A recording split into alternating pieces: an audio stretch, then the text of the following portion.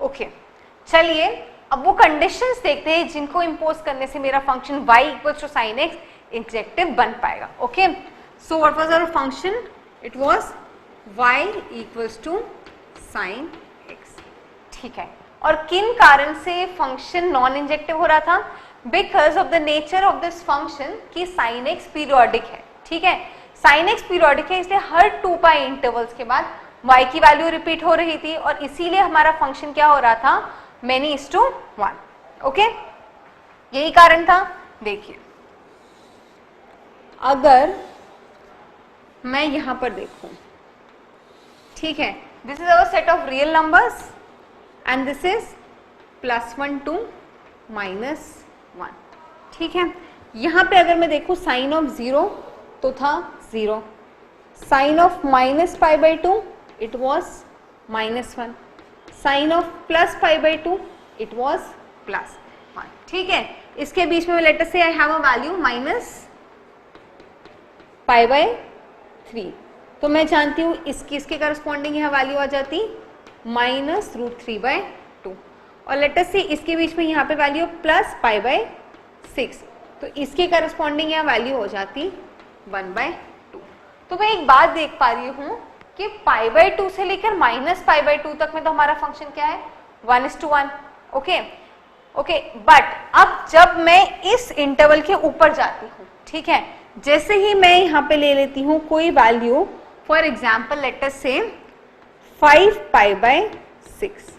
So what is sin 5π/6? It is pi minus π/6 which is 1/2. So the moment I take one value, यहाँ पर फिर से 1/2 हो जाएगा और इस कारण से फंक्शन many is to 1 हो रहा है. Okay, do you getting this?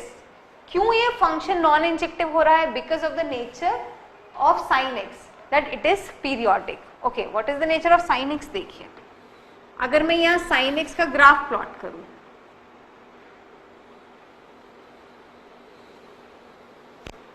ठीक है, this is my function sine x. तो अब एक बात समझिए, अगर मैं ये रेंज ले लूं यहाँ पर -π/2 से +π/2.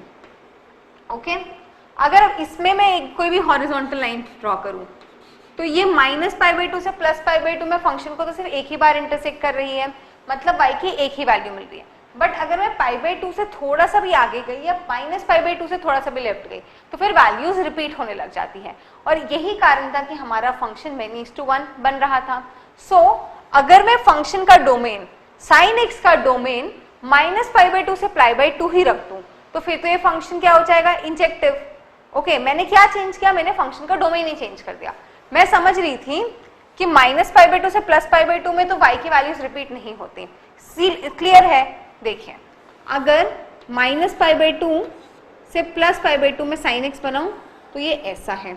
ठीक है, अब मुझे बताइए इसमें अगर मैं कोई भी हॉरिजॉन्टल लाइन ड्रॉ करूं तो ये फंक्शन को एक ही जगह पे इंटरसेक्ट कर रही है.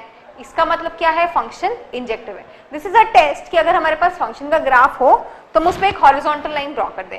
अगर वो हॉरिजॉन्टल लाइन फंक्शन को एक ही जगह पे इंटरसेक्ट कर रही है, मतलब x के करस्पॉन्डिंग x की एक वैल्यू के करस्पॉन्डिंग y की एक ही वैल्यू है. बट अगर वो हॉरिजॉन्टल लाइन उसे 2 जगह पे इंटरसेक्ट कर रही है तो क्या हुआ? x की 2 वैल्यूज के करस्पॉन्डिंग y की एक ही वैल्यू है, ऐसा हो जाता है. So what you are getting is -π/2 से +π/2 में हमारा फंक्शन जो है वो इंजेक्टिव है. सो अगर मुझे इस function y equals to sine x को इंजेक्टिव बनाना है तो मैं क्या करूंगी? मैं इसकी डोमेन कर दूंगी -π/2 से +π/2. ओके, और इसकी रेंज क्या हो जाएगी? -1 से +1. ठीक है, तो अब मेरा फंक्शन क्या हो गया? Now my function is injective and even surjective. देखिए रेंज में सारी वैल्यूज कवर हो गई, कुछ भी नहीं बची, तो फंक्शन सर्जेक्टिव भी हो गया और 1:1 है इसलिए फंक्शन इंजेक्टिव भी हो गया. तो अब हमने क्या किया? हमने हमारी डोमेन -π/2 से +π/2 तक ही कर दी. ओके, अब अगर मैं हमारा मैजिक फंक्शन निकालूं inverse of sine x which is g of y. Okay, So now if I have my magic function g and I know what is my function, it is sine inverse x. So if I have my magic function sine inverse x equals to y, okay, अब इसका domain क्या है, अब इसका domain हो जाएगा x की values क्या होने वाली है -1 से 1, because x is what, it is the value of sine of a angle, okay. एक काम करती हूँ, अभी आपका कंफ्यूजन ना हो इसलिए मैं इसे इस तरीके से लिखती हूँ, sine inverse y equals to x, okay. So what is y, it is the value of sine of a angle, और ये वैल्यू क्या होती है -1 से 1। और अब हमने इसका डोमेन क्या रिस्ट्रिक्ट कर दिया है, हमने इसका डोमेन रिस्ट्रिक्ट कर दिया है -π/2 से +π/2, -π/2 से +π/2। अब इस फंक्शन को प्लॉट करके देखते हैं। देखिए अब अगर मैं इसे प्लॉट करूंगी, ये है मेरा y और ये है मेरा x। y is varying from -1 to +1 and x is varying from π/2 to -π/2.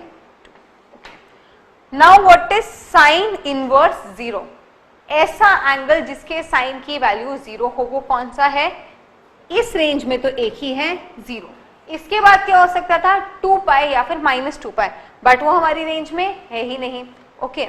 Now ऐसा एंगल जिसके साइन की वैल्यू 1/2 हो, ऐसे एंगल्स जिनके साइन की वैल्यू 1/2 हो, तो मैं कहूंगी ऐसे एंगल होंगे π/6, फिर 5π/6, ठीक है, फिर 9π/6, सो ऑन, ठीक है, sorry it will be π/6, 5π/6, then 2π + π/6 which is 13π/6, then 3π - π/6, okay, that is 17π/6. so but हमारी रेंज में क्या आने वाला है, सिर्फ π/6, क्योंकि यही -π/2 से +π/2 में बिलोंग करता है। सो मैं सिर्फ लिखूंगी π/6 और इसे यहाँ प्लॉट कर दूंगी, ओके।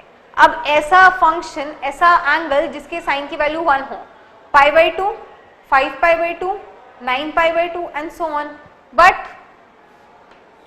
हमारी रेंज में तो सिर्फ π/2 ही है, ओके।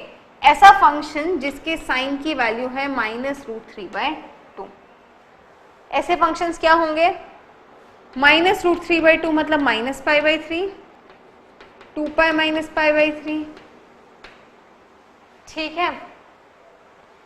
तो ये साइन कहाँ नेगेटिव होता है, सेकेंड और फोर्थ क्वाड्रेंट, थर्ड और फोर्थ क्वाड्रेंट में, तो -π/3, 2π - π/3, then π + π/3 and so on, but हमारी रेंज में क्या है, सिर्फ -π/3, so -π/3 and I just correspond this.